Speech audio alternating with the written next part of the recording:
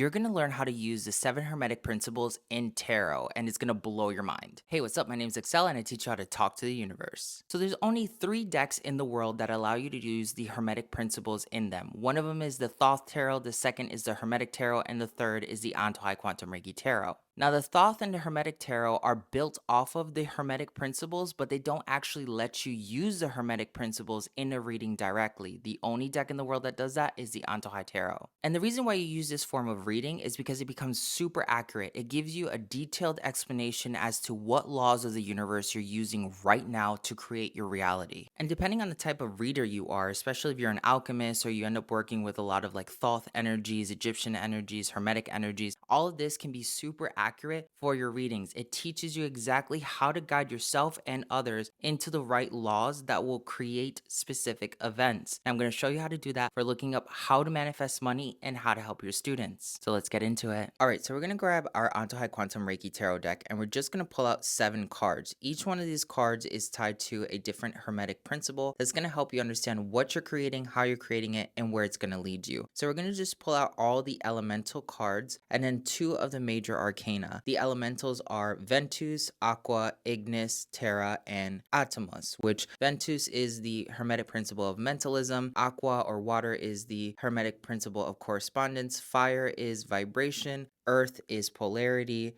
the void is rhythm, and then we're going to pull out the Wheel of Fortune, which is Osiris, which is the principle of cause and effect, and then we're going to pull out the card of the Lovers from the major arcana as well, which is the principle of gender. These 7 cards will help you understand which area of reality you need to improve on and what to expect. And I'm going to show you a demonstration in just a second. But before we get there, can you please subscribe to the channel? It helps the channel grow super fast, and I want to get to 100,000 followers in the next 12 months. So before I show you the actual demo, just remember you want to pull out your cards however they land in your deck. So don't flip them over. I flipped mine over just to show you, but I put them back in the original orientation. Some of them were upside down, some of them were right side up. This is going to give you more accuracy. So let's assume that the question is, how do I manifest more money? I would pull out a card to show me where I'm at, and then another card to show me what I need to improve into to make that happen. So now that I've shuffled the deck and I feel pretty confident, what is it that I'm currently in alignment with?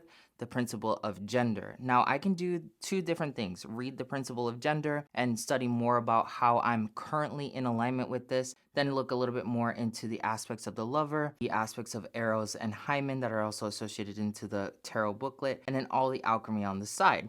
So this is where I'm currently at right now. If I want to manifest more money, I'm being told to flip it up, and I have to be more in alignment with cause and effect. I am not in alignment with cause and effect. And you can see that because it's coming up upside down.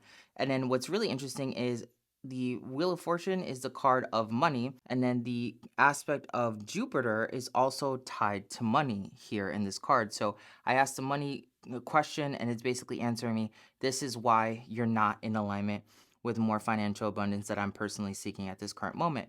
It doesn't say that I'm out of alignment. It just says that right now I'm focusing on balancing gender, which would be balancing positive and negative, male and female, where if I practice a little bit more of cause and effect, what causes are leading to the effects, I would end up creating more money. So then what I'll do is I'll shuffle it one more time. And then when I feel like it's good and it's stuck, I feel like I want to shuffle it and then bring it this way.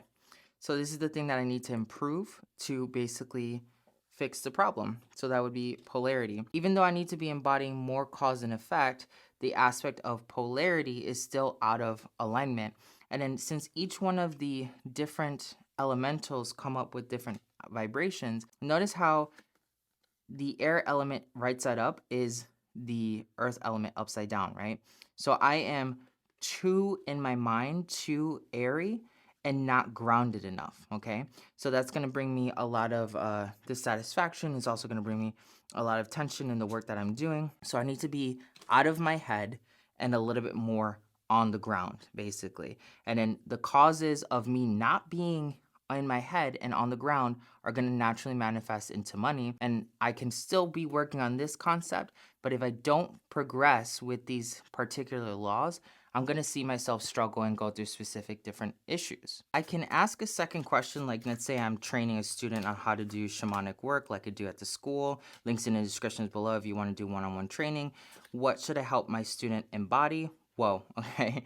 The concept of gender. That's what my student would need to be embodying. Then I feel pulling another top card would be very valuable. Getting them out of being so grounded and a little bit more into their imagination is what it would tell me. And then I feel like just flipping this over, I want to get them out of being too much in their head, but also putting them in a grounded state. So this is what's really interesting. If I'm asking for a student, it's saying, you know, the person needs to first manifest themselves in balanced yin and yang concepts, the gender principle here, and then that they're too grounded. They're not in their imaginative state. So I want them to be a little bit more imaginative, but then this card is saying if they get too imaginative, then they're gonna lose the groundedness that empowers them, right?